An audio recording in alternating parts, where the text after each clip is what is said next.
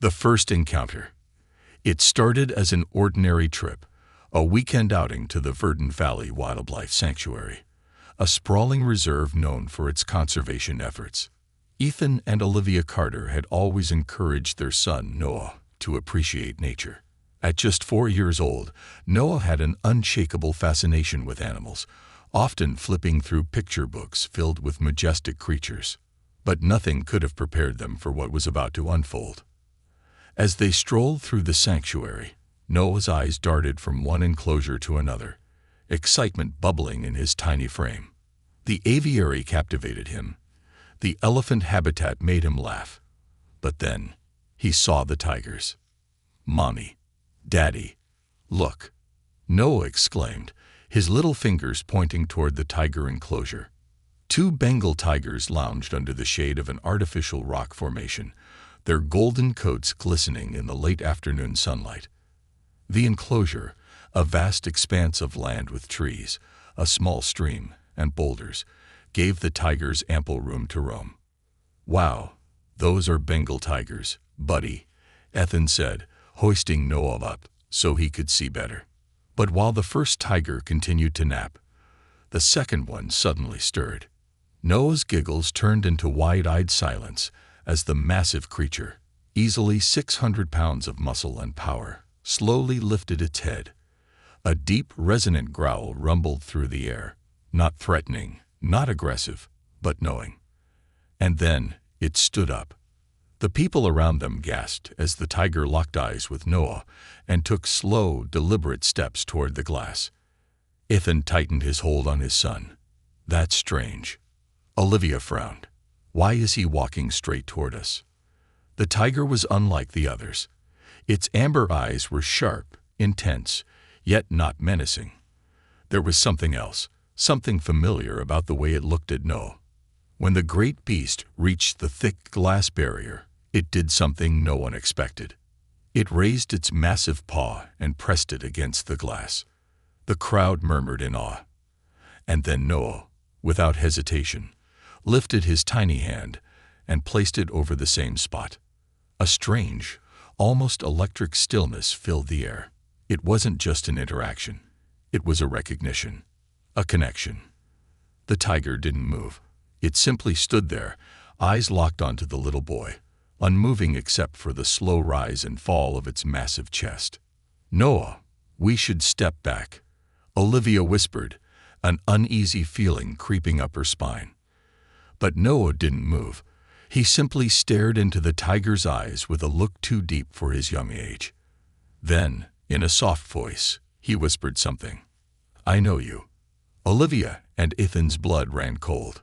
The tiger let out a low rumbling purr, a sound that was neither a growl nor a roar, but something softer, something ancient. And then something even stranger happened. The tiger nuzzled its head against the glass, as if longing to be closer. People around them started taking pictures, exclaiming how unusual it was. One of the sanctuary staff members, a man in his 50s with a khaki uniform and a clipboard, noticed the commotion and approached them. "Excuse me," he said, his gaze flickering between the tiger and the boy. "That tiger. He never acts like this." Ethan frowned. "Is he dangerous?" "No," the zookeeper replied. "In fact, he's usually quite reserved. He barely interacts with people. But this," he shook his head, "this is personal." Noah, still completely enthralled, placed his other hand on the glass. The tiger let out another soft sound, a low, mournful growl, a sound filled with longing, a sound that sent a chill down Olivia's spine. "Come on, Noah," she urged, gently pulling at his arm. The moment Noah stepped away from the glass, the tiger followed him along the barrier. A murmur spread through the crowd. The zookeeper's brows furrowed. "That's strange. He's acting like..." He hesitated, then turned to Noah. "Young man, do you like tigers?" Noah nodded excitedly. "Yes. He's my friend." The tiger let out another deep huff, as if agreeing. Ethan exchanged a nervous glance with Olivia. This was beyond strange. I think we should go, Olivia said quickly. The tiger let out a low, sorrowful sound, pressing its head against the glass one last time. And as the Carters turned to leave, Noah did something that would haunt his parents for the rest of the night. He turned back toward the tiger, his little face suddenly serious, and whispered, "I'll come back for you." The dreams begin. A whisper in the dark. That night, the Carter household was unnervingly quiet. Olivia tucked Noah into bed, brushing his soft brown curls from his forehead. "Did you have fun today, baby?" she asked, forcing a cheerful smile. Noah nodded sleepily. "Yeah, I liked Sully." The name froze Olivia in place. "Who?" Noah yawned and snuggled deeper into his blankets. "The tiger, Mommy. Sully." Her breath hitched. "Noah." She hesitated. "His name isn't Sully, sweetheart. We don't know his name." The little boy's eyes fluttered open just a little. He gave his mother a tired yet knowing look. "That's because he only told me." Olivia's throat went dry. Her son was 4. He had no way of knowing the tiger's real name. And yet, there was a certainty in his voice, a confidence that sent a shiver down her spine. "Noah," she began, but before she could say more, his breathing had already evened out. He was asleep. Still unsettled, Olivia walked into the master bedroom, where Ethan was already in bed, staring at the ceiling. "You heard that right," she whispered. Ethan exhaled sharply. "Yeah, and I don't know what to make of it." A heavy silence settled between them. And in the quiet of the night, down the hall in Noah's room, the boy's peaceful sleep suddenly shifted. The dreams had begun. The jungle that wasn't his. At first it was just a blur of green, deep emerald canopies swaying in the wind, thick vines curling around enormous trees, and sunlight filtering through the leaves, casting golden patterns on the ground. Then the sound of paws against the earth. Not just any paws. Massive ones, silent and deliberate, moving across the jungle floor. Hunting. Watching. Protecting. Noah felt small, but not afraid. The jungle wasn't scary. It was home. Then came the feeling of warm fur against his skin, a presence so familiar that it made his heart ache. He turned his head, and there he was, Sully. The tiger was smaller, younger, but those golden amber eyes were the same, knowing, gentle, full of something that words could never explain. And then Noah, except in the dream, he wasn't Noah. He was someone else. He felt taller, older, different. His hands were not tiny and childlike, but stronger, calloused. And when he spoke, the voice wasn't his own. "Don't be scared, Sully. I'll come back." A shadow loomed behind him. A loud, echoing roar split through the air. Something wasn't right. Sully growled, his body tense with fear. Something was coming. And then, a sharp pain pierced his chest. The world ripped apart. The jungle melted away. The sky darkened, and the last thing Noah saw before waking up was Sully's golden eyes filled with sorrow. And the last thing he heard, "Don't leave me." A child remembers what he shouldn't. Noah shot up in bed, his tiny chest rising and falling rapidly. He gasped for air, his hands clutching his chest, where the pain had been. But there was nothing there. No wound, no jungle, just his quiet bedroom bathed in soft moonlight. And yet, he still felt it. The ache, the sorrow, the loss. His breath shuddered as he whispered into the dark, "I promised." Then, Noah did something he had never done before. He climbed out of bed, walked straight to his window, and pressed his palm against the cold glass, just like he had done with Sully at the sanctuary. He didn't know why he did it. He just knew that somewhere far away, locked behind glass and metal, Sully was doing the same. Waiting. A mother's fears. The next morning, Olivia was in the kitchen pouring coffee when Noah padded into the room, still in his pajamas. "Morning, baby," she greeted him. But then she noticed something strange. Noah didn't look like himself. His eyes were heavy, his movements slow, as if he had barely slept. "No," she asked, concern creeping into her voice. "Are you feeling okay?" He climbed into his chair at the table and just stared at his hands. Then, in a voice too small for the weight it carried, he whispered, "He's waiting for me." Olivia's hands went cold. Ethan, who had just walked in, stopped in his tracks. "What?" Noah looked up, his young face full of something far too old for his years. "Sully," he said simply. "He's still waiting." A lump formed in Olivia's throat. She knelt beside him. "Sweetheart, what do you mean?" The little boy hesitated, like he wasn't sure if she would understand. Then, after a long pause, he whispered, "I remember now." A shiver ran through Olivia. "Remember what?" she asked carefully. Noah's tiny fingers curled against the table. "I remember him." Ethan slowly sat down across from him. "Noah, you've never met that tiger before yesterday." Noah's little brows furrowed. "Yes, I have."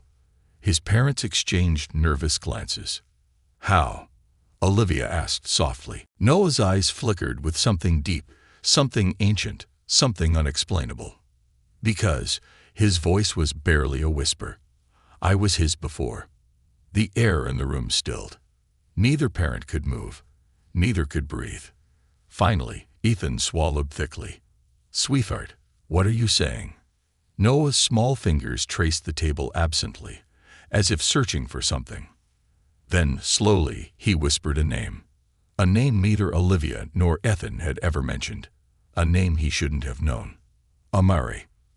The mug in Olivia's hand slipped and shattered against the floor. Noah flinched at the sound but didn't stop speaking. "That's who I was," he said, blinking up at them. "That's what Sully called me." The world around them tilted. Ethan stood so fast his chair screeched against the tile. "Noah, that's..." His voice broke. Olivia covered her mouth, her hands trembling.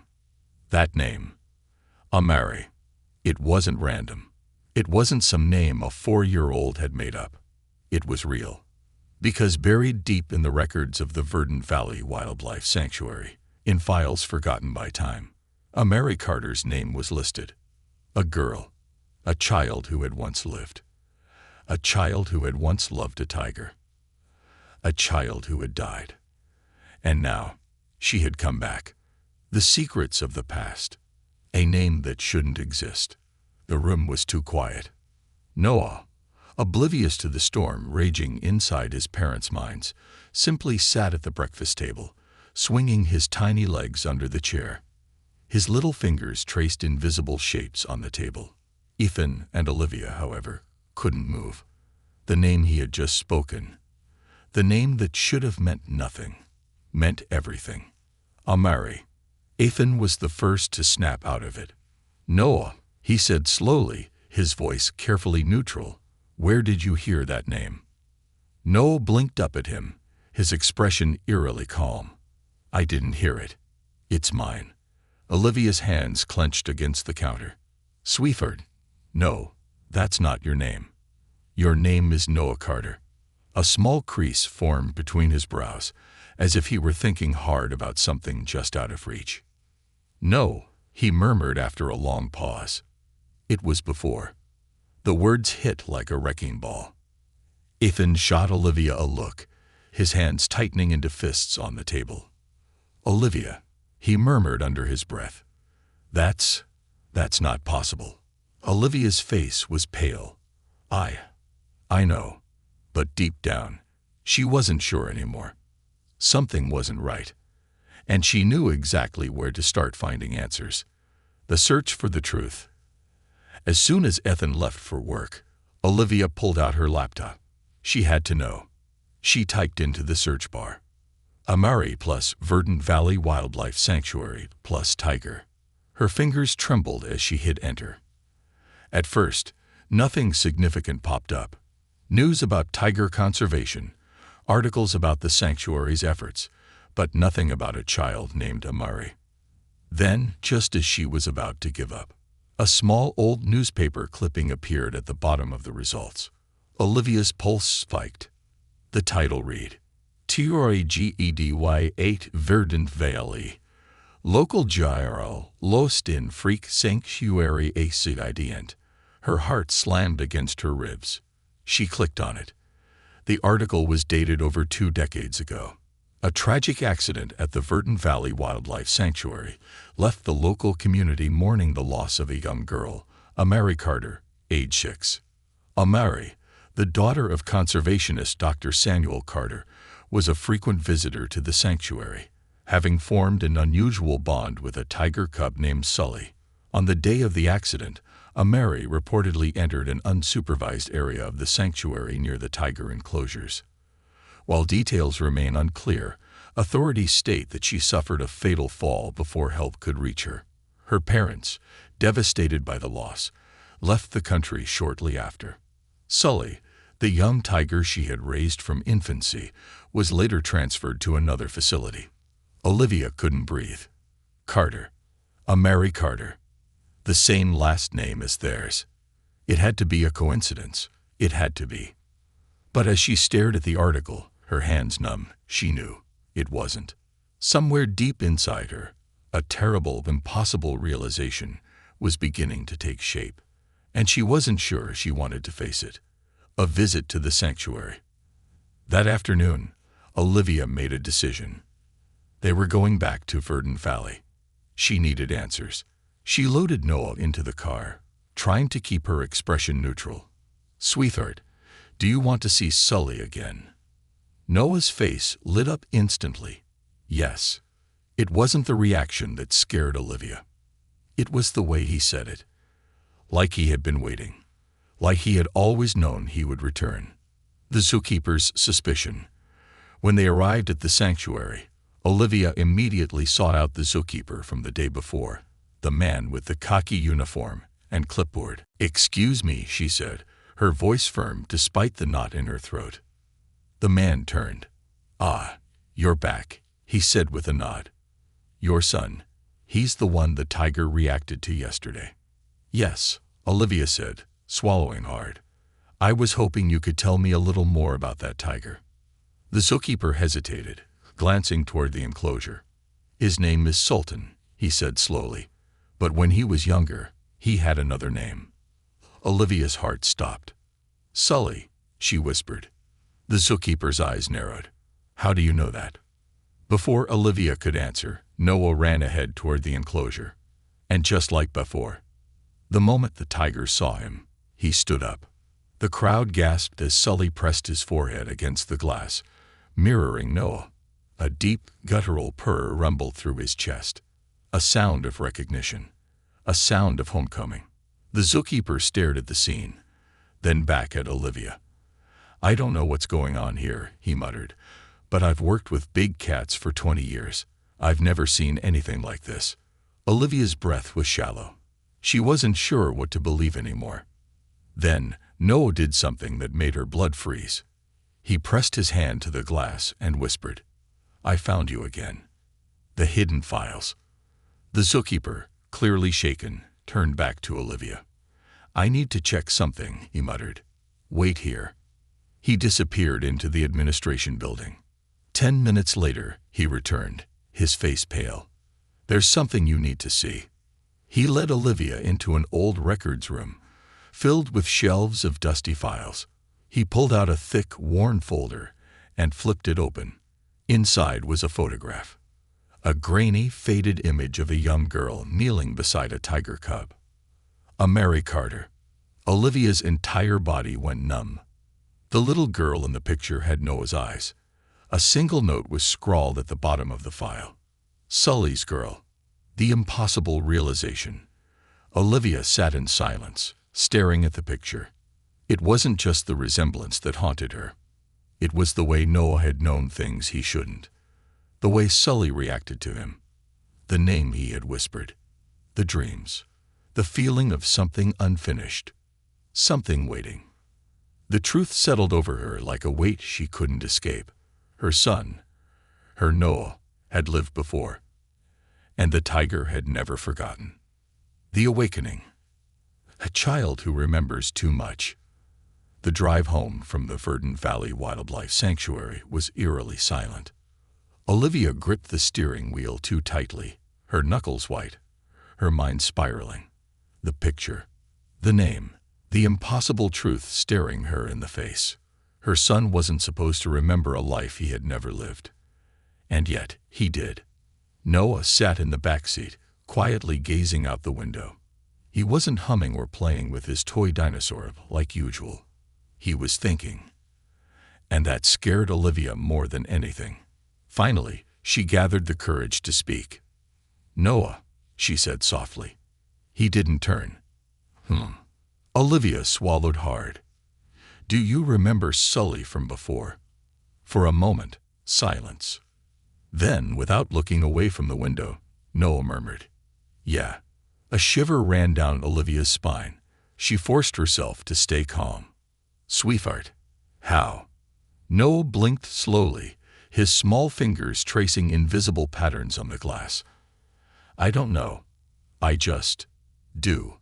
Then he finally turned to look at her. His innocent brown eyes were filled with something ancient. "Mommy, why did I leave him?" Olivia nearly slammed on the brakes. Her heart pounded as she tried to steady her voice. "Noah, what do you mean?" Noah tilted his head, deep in thought. Then, in a whisper so soft she almost didn't hear it, "I think I broke my promise. The nightmares begin." That night, Olivia didn't sleep. Neither did Ethan. Noah, on the other hand, fell into a deep sleep almost instantly. And that was when the nightmares came. A jungle drenched in blood. The dream started the same as before. The emerald canopy overhead. The warm sun filtering through the leaves. The sound of massive paws padding alongside him. Sully, young, small, playful. The air smelled like fresh earth and rain. Noah, except in the dream, he wasn't Noah, was laughing, running barefoot across the jungle floor. His tiny hands reached out, raking through the tiger cub's soft fur. Sully let out a soft huff, licking his face like an overgrown housecat. They were inseparable. But then, the air shifted. Something wasn't right. The jungle darkened. A sharp roar split through the air, shattering the peaceful moment. Noah's tiny heart pounded. He turned.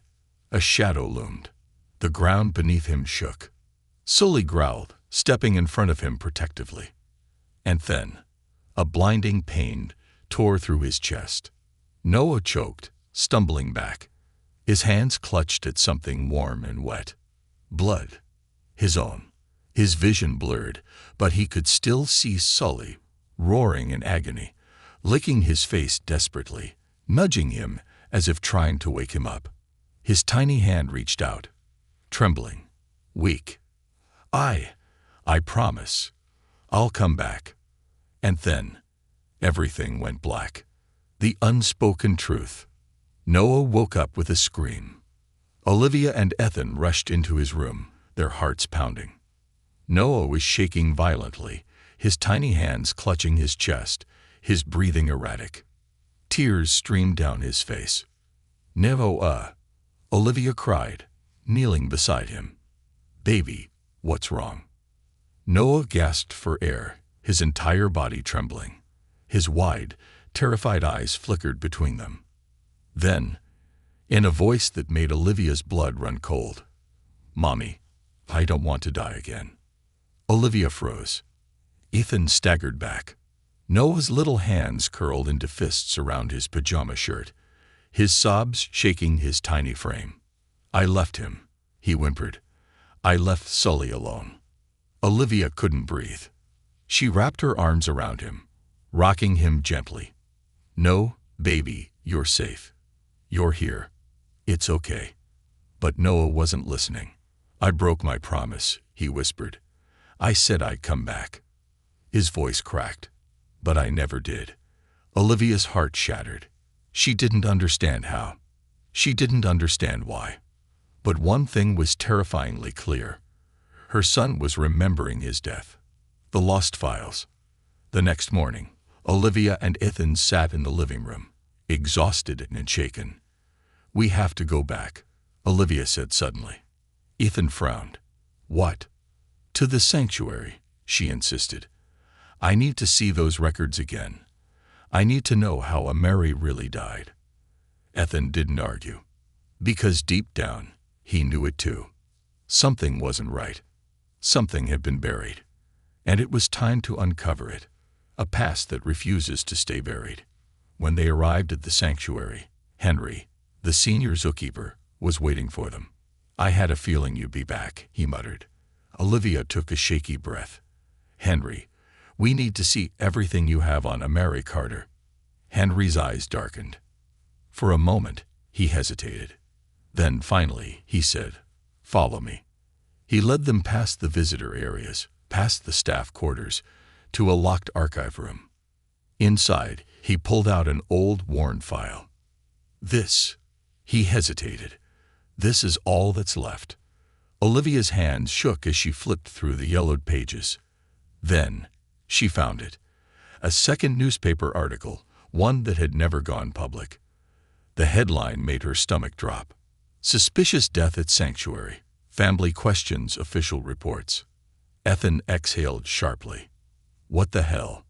The article detailed how Mary's family had never believed the official story.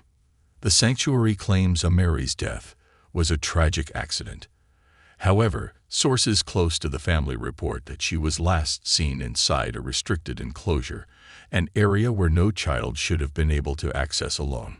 Dr. Samuel Carter, Mary's father, allegedly fought to investigate further, but the case was dismissed as an accident.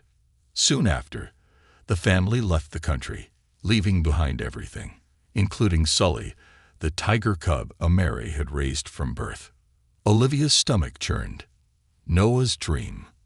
The shadow. The pain in his chest. She turned to Henry, her voice barely a whisper. "Mary didn't fall, did she?" Henry's expression darkened. "No," he said. Then, with a heavy sigh, he added, "She was murdered." The forgotten crime. The weight of a murder unsolved. The words hung in the air like poison. She was murdered. Olivia felt her knees go weak. Ethan caught her arm before she could stumble, but his own face was pale, his hands trembling. Henry, the senior zookeeper, sighed heavily and ran a hand down his face. "I was here when it happened," he admitted, voice grim. "Not many people know the full story. It was covered up fast." Olivia's throat was too tight to speak. Ethan swallowed hard. "Tell us everything." Henry exhaled sharply, pulling a dusty, yellowed folder from the archive shelves. He flipped through the pages, stopping at an old incident report. "This is the official version," he said, tapping the document. Mary Carter, age 6, was found in a restricted area of the sanctuary near the tiger enclosures. The report says she fell, hit her head, and died before help arrived. He paused, his expression grim. "But that's not the truth." He pulled out another file, one that was never supposed to exist. "This is what I found years later, buried in old staff logs." He placed the unofficial incident report in front of them. Olivia's eyes scanned the page, her breath catching as she reached the bottom. Injuries inconsistent with fall. Multiple lacerations, bruising on arms, suggest struggle. No witnesses. Family believes foul play. Investigation closed prematurely. She couldn't breathe. Mary didn't fall. She was attacked. Murdered. Ethan's hands curled into fists. Who the hell would hurt a 6-year-old girl? Henry hesitated. Then he flipped the report over and pointed to a single name. The last person to see Mary alive. Warden Richard Haynes. The man who knew too much. Henry's voice was low. Richard Haynes was one of the senior wardens back then. He was supposed to be watching the enclosures that day. Ethan's jaw tightened, and he wasn't. Henry shook his head. "No, and here's where it gets worse.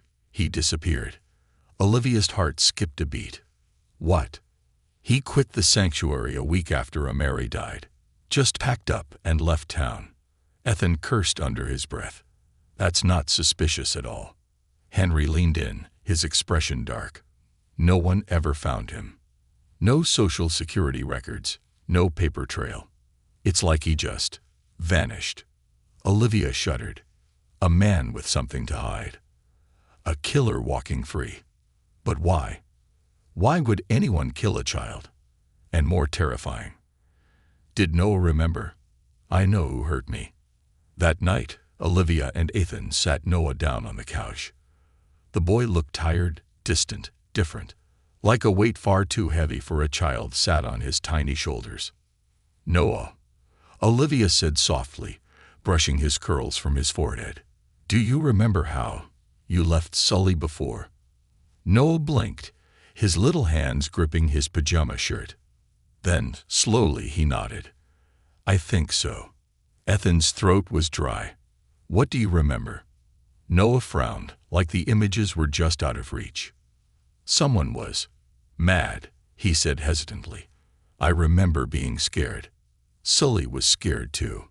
Olivia's stomach turned. Noah took a slow breath. A man was there. He grabbed me. The world stopped. Ethan's voice was hoarse. What did he look like? Noah's small fingers twitched. He had a big belly, a short beard, and his voice was really loud. Olivia's blood turned to ice. That matched Richard Haynes' old employee photo. Noah's lip trembled. I think he wanted me to leave Sully. But I said no. Ethan clenched his fists. What did he do? Noah hesitated. Then, his little voice cracked. He pushed me. Olivia's breath hitched. Noah pressed a tiny hand to his chest, the exact same spot he always clutched in his sleep. I hit something. It hurt. And Sully was roaring, really loud. Tears welled in Olivia's eyes. Her son, her Noah, had been murdered in a past life. And now, against all logic, he remembered it. Ethan's voice was raw. Noah, do you remember his name? Noah blinked up at him. Then, in a voice so quiet it was almost a whisper, Richard. Olivia squeezed her eyes shut. Ethan exhaled sharply, his face set in stone-cold fury. That was it. That was the proof. Noah had never seen that name, never heard it. But he knew it, because once, long ago, he had died by that man's hands. The tiger who never forgot. The next morning, Olivia and Ethan drove straight to the sanctuary. Noah insisted on coming. I have to see Sully, he said simply. He remembers too. When they arrived, Sully was already waiting. The massive tiger was pacing restlessly, his amber eyes flickering toward the entrance, toward Noah. And the moment Noah stepped toward the glass, Sully let out a low, deep growl. Not at Noah. At something else. At something no one could see. Noah placed his palm against the glass. You knew, didn't you? Sully pressed his massive paw against the same spot. Noah took a deep breath. You saw what happened. Sully huffed, his tail flicking sharply. Henry, who had been watching in stunned silence, whispered, It's like he's been waiting for the truth to come out. Ethan's hands clenched into fists. Then let's find it. A killer's past resurfaces. With Henry's help, they dug deeper into Richard Haynes' records. And what they found made Olivia's stomach turn. Richard had been fired from multiple sanctuaries before Verdant Valley. Why? For cruelty to animals. Reports listed incidents of abuse, mistreatment, suspicious injuries. He had always been careful, always left before being investigated. And then, Mary had died. Had she seen something she wasn't supposed to? Had she tried to protect Sully from him? And had he killed her for it? Ethan's jaw tightened. This bastard's still out there somewhere. Olivia felt sick. Richard Haynes had gotten away with murder. But not anymore. Because now, Mary had come back. And this time, the truth wouldn't stay buried. The hunt for a killer. A truth that can't be ignored. The air inside Verdant Valley Wildlife Sanctuary was thick with tension. Olivia and Ethan sat in stunned silence, the weight of what they had just uncovered pressing down on them like a vice. Richard Haynes, the man who had last seen Mary alive, the man Noah had described perfectly despite never having met him, was still out there. Still free. And if Noah's memories were real, he had gotten away with murder. Henry, the senior zookeeper, ran a hand down his face, looking like he had just aged 10 years. "This is insane," he muttered. "I always knew something wasn't right, but murder. A cover-up." Ethan's jaw tightened. "We need to find him." Henry exhaled sharply. Easier said than done. The man disappeared off the grid 2 decades ago. Olivia clenched her fists. There has to be something. A record, a family member, a paper trail. People don't just vanish. She turned to Noah, who sat quietly between them, his small fingers tracing patterns on the wooden bench. The little boy's face was unreadable, but his eyes were filled with something old, something haunted. He looked up suddenly. "We have to hurry," he whispered. Henry frowned. "Why?" Noah's voice was too steady, too knowing. "Because he knows." The adults froze. Ethan swallowed hard. "Who knows, buddy?" Noah blinked.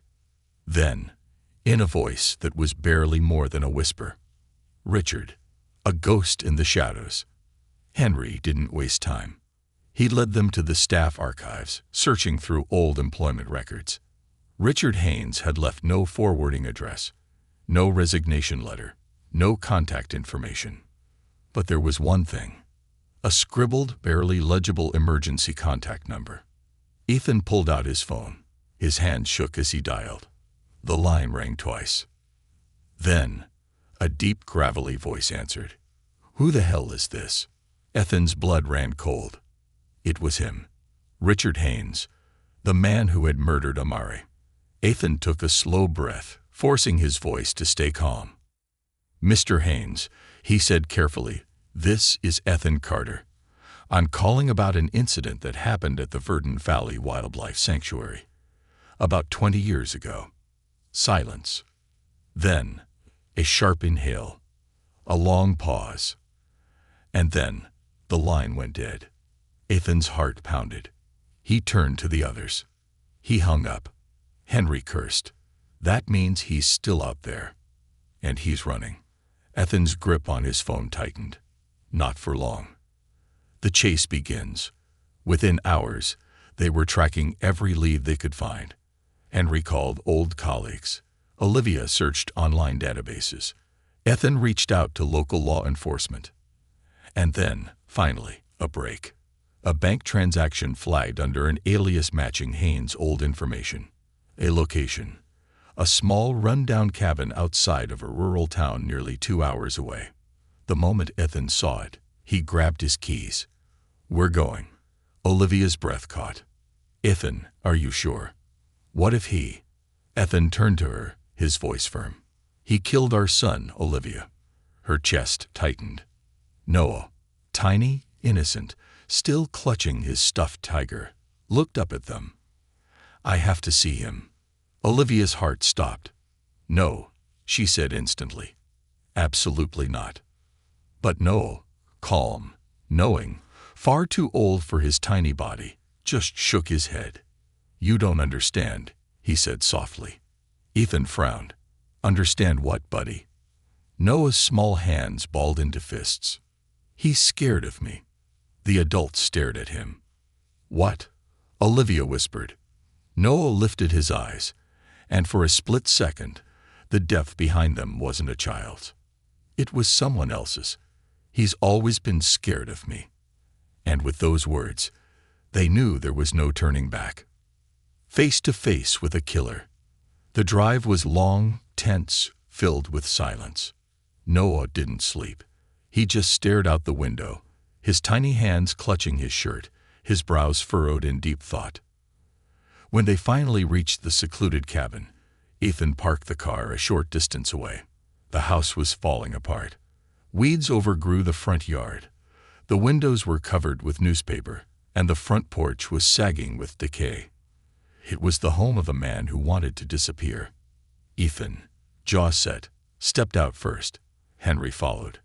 Then Olivia, who held Noah's small hand far too tightly. She leaned down. "Stay behind me, okay?"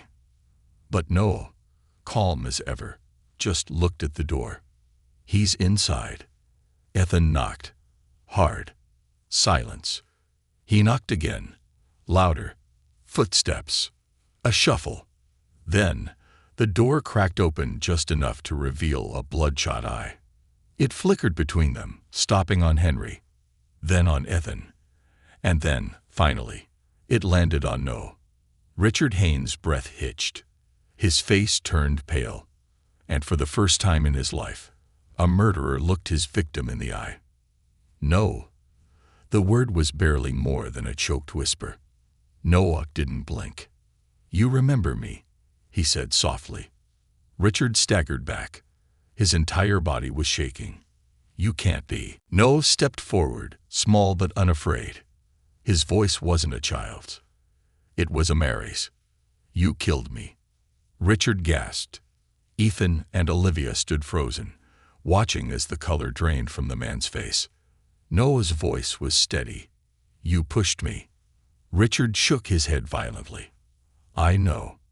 No, you were a mistake. You shouldn't be here. You shouldn't be." "I remember everything," Noah said. Then, for the first time, Richard broke. He collapsed against the doorframe, hands trembling, eyes darting wildly as if trying to wake up from a nightmare. His voice was desperate, frantic. How did you come back?" Noah's gaze didn't waver. And then he spoke the words that made Richard Haynes' entire body collapse in defeat.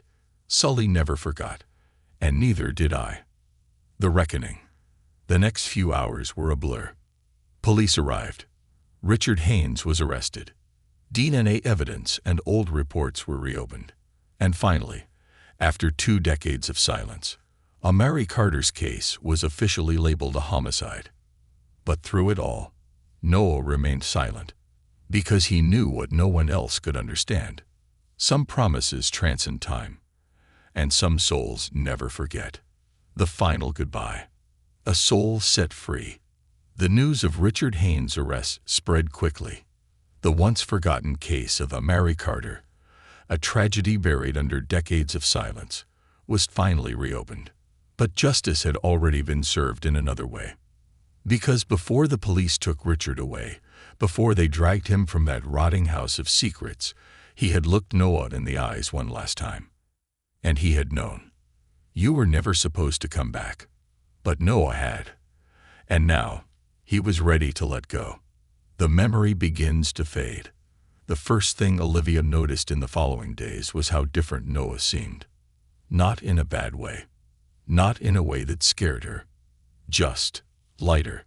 Like a weight that had been pressing down on his tiny shoulders had finally lifted. He no longer woke up screaming.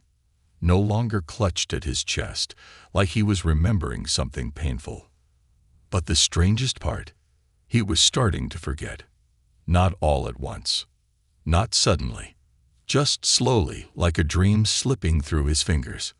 One morning, he blinked up at Olivia from the breakfast table and asked, "Mommy, why did we go see that old man again?" The question sent a shockwave through her chest. She set down her coffee, her hands trembling. "What do you mean?" Noah frowned, swinging his tiny legs under the chair. "I don't remember," he shrugged. "I just know he was bad." Olivia's breath hitched. He had known Richard's name, had described his face, his voice, the day he died, in perfect detail. And now, it was already slipping away.